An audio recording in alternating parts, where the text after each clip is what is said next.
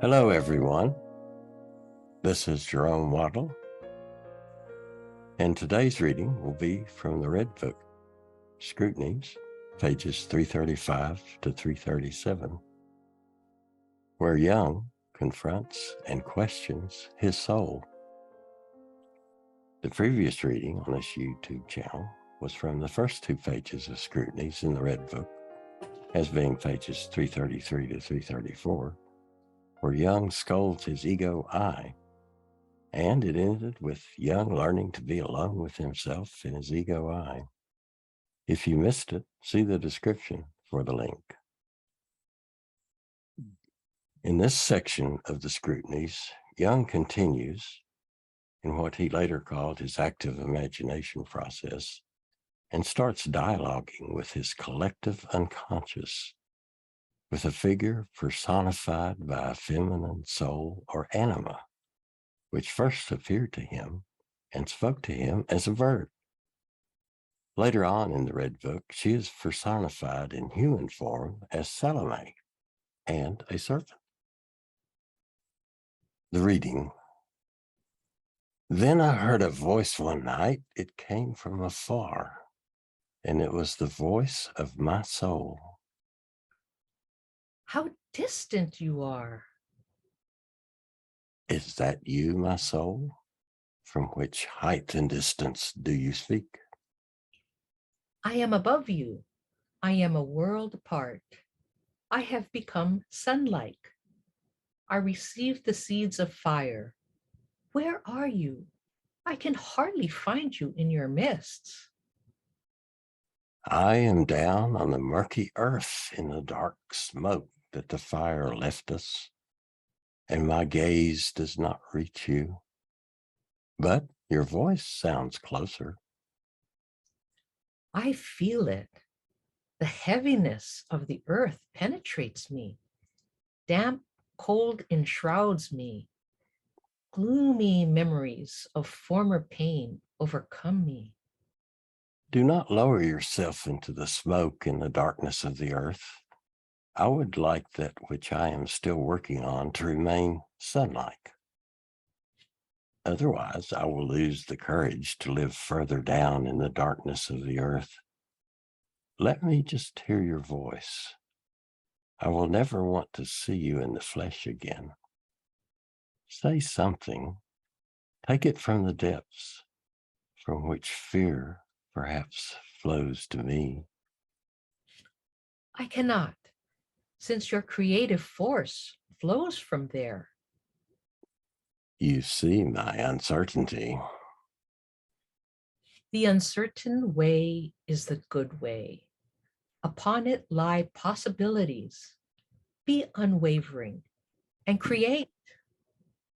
I heard the rushing of the wings. I knew that the bird rose higher above the clouds in the fiery brilliance of the outspread Godhead. I turned to my brother, the I. He stood sadly and looked at the ground and sighed, and would rather have been dead, since the burden of enormous suffering burdened him. But a voice spoke from me and said, "It is hard. The sacrificed fall left and right, and you will be crucified for the sake of life." And I said to my I, "My brother, how do you take this speech?" But he sighed deeply and moaned, "It is bitter and I suffer much." To which I answered, "I know that it is not to be altered." But I did not know what that was, since I still did not know what the future held. This happened on the 21st of May of the year of 1914. In the excess of suffering, I looked up to the clouds and called out to my soul and asked her.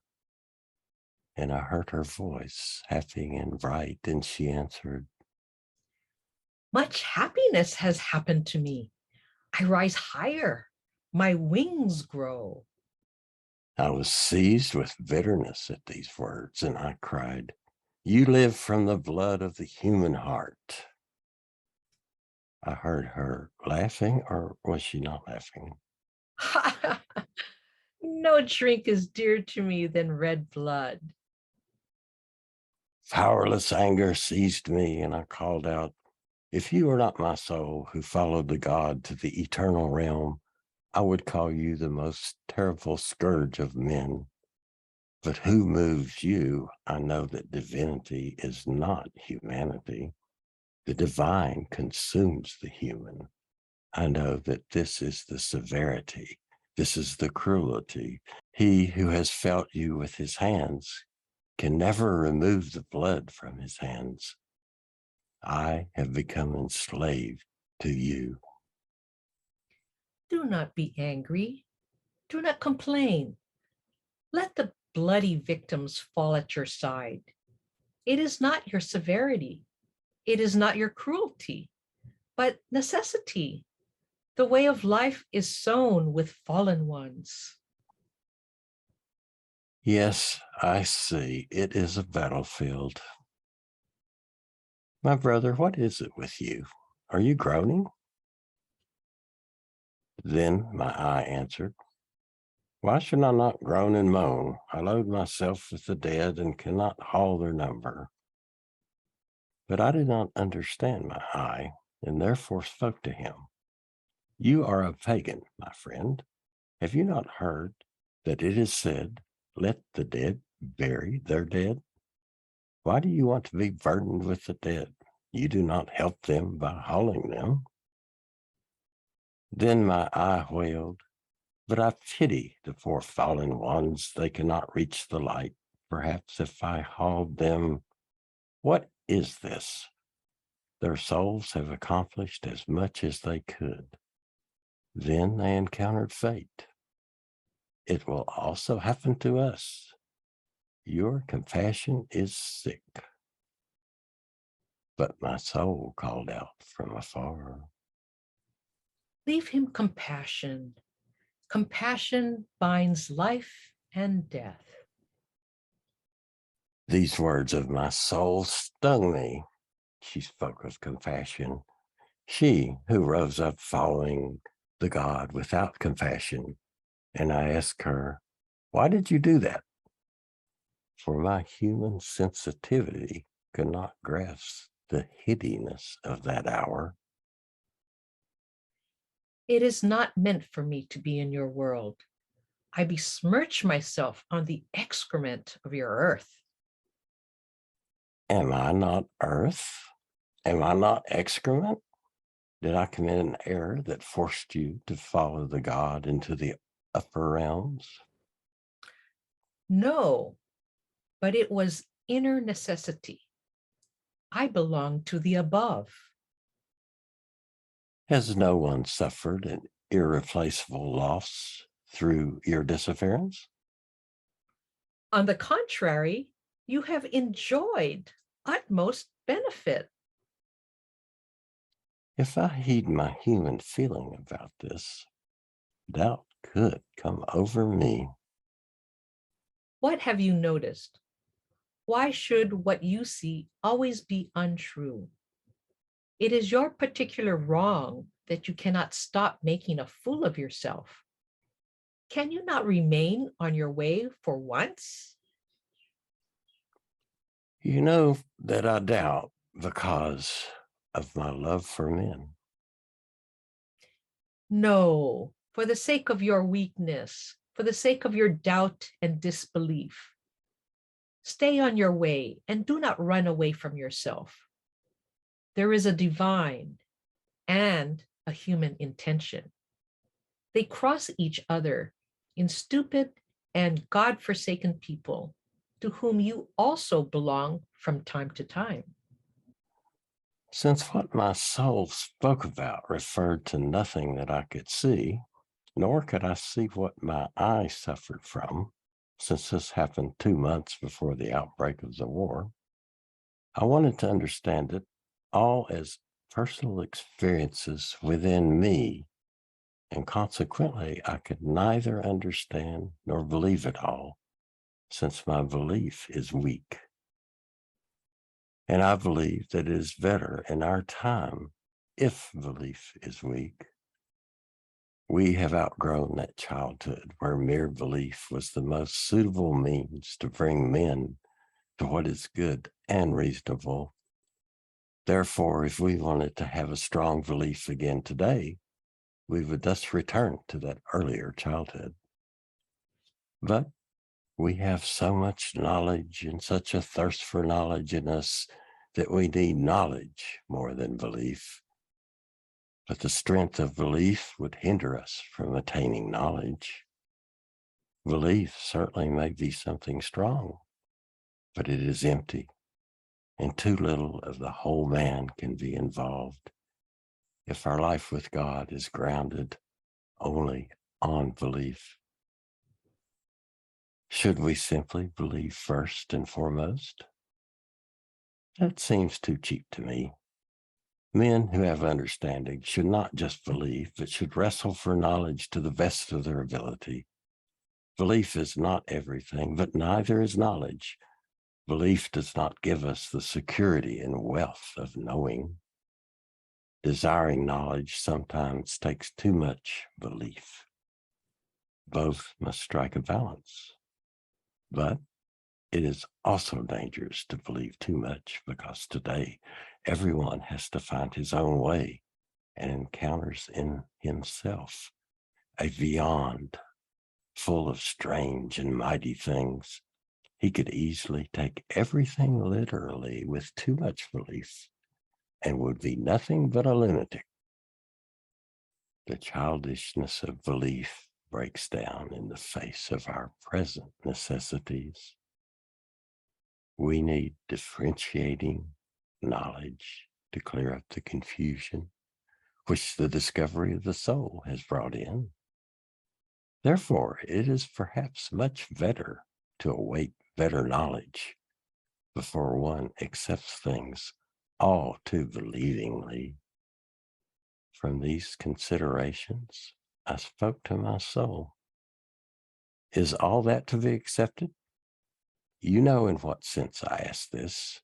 It is not stupid and unbelieving to ask thus, but is doubting of a higher type. I understand you, but it is to be accepted. To which I replied, the solitude of this acceptance terrifies me. I dread the madness that befalls the solitary. As you already know, I have long predicted solitude for you. You need not be afraid of madness. What I predict is valid. These words filled me with disquiet, since I felt that I could almost not accept what my soul predicted, because I did not understand it. I always wanted to understand it with regard to myself. Therefore, I said to my soul, what misunderstood fear torments me? That is your disbelief, your doubt. You do not want to believe in the size of the sacrifice that is required, but it will go on to the bitter end. Greatness requires greatness. You still want to be too cheap. Did I not speak to you of abandonment, of leaving be? Do you want to have it better than other men? No, I replied, no, that is not it. But I fear committing an injustice to men if I go my own way. What do you want to avoid? There is no avoidance. You must go on your way, unconcerned about others, no matter whether they are good or bad. You have laid your hand on the divine, which those have not. I could not accept these words, since I feared deception. Therefore, I always did not want to accept this way that forced me into dialogue with my soul. I prefer to speak with men, but I feel compelled toward solitude. And I feared at the same time the solitude of my thinking, which departed from accustomed paths. As I pondered this, my soul spoke to me. Did I not predict dark solitude for you? I know, I answered, but I did not really think that it would happen. Must it be so? You can only say yes. There is nothing to do other than for you to take care of your cause. If anything should happen, it can only happen on this way. So it is hopeless, I cried, to resist solitude. It is utterly hopeless. You should be forced into your work. As my soul spoke thus, an old man with a white beard and a haggard face approached me.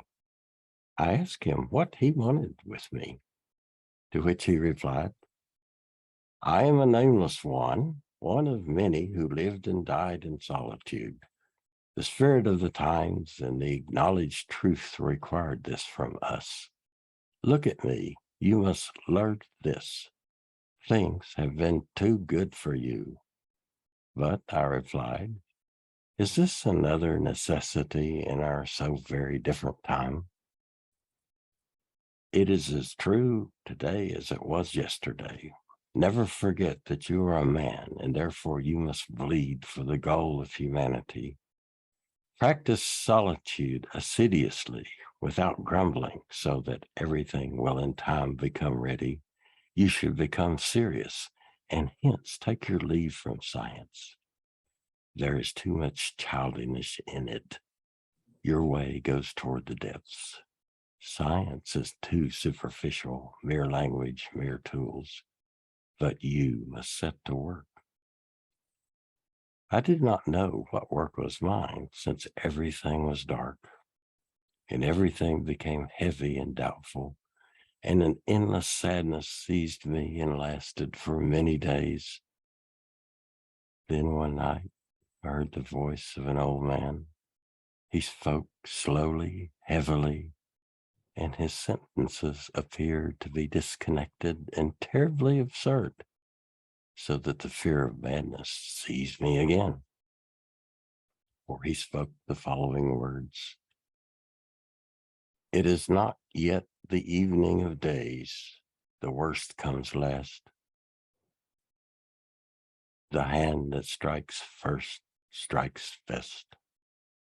Nonsense streams from the deepest wells, amply like the Nile. Morning is more beautiful than night. Flowers smell until they fade. Ripeness comes as late as possible in spring, or else it misses its purpose. These sentences that the old man spoke to me on the night of the 25th of May of the year 1914 appeared to me dreadfully meaningless. I felt my eye squirm in pain. It moaned and wailed about the burden of the dead that rested on it. It seemed as if I had to carry 1,000 dead. This sadness did not leave until the 24th of June, 1914. In the night, my soul spoke to me. The greatest comes to the smallest. After this, nothing further was said. And then the war broke out. This opened my eyes about what I experienced before, and it also gave me the courage to say all of that which I have written in the earlier part of this book. From there on, the voices of the depths remained silent for a whole year. Again, in the summer, when I was out on the water alone, I saw an osprey plunge down not far from me. He seized a large fish and rose up to the skies again, clutching it. I heard the voice of my soul, and she spoke. That is a sign that what is below is born upward.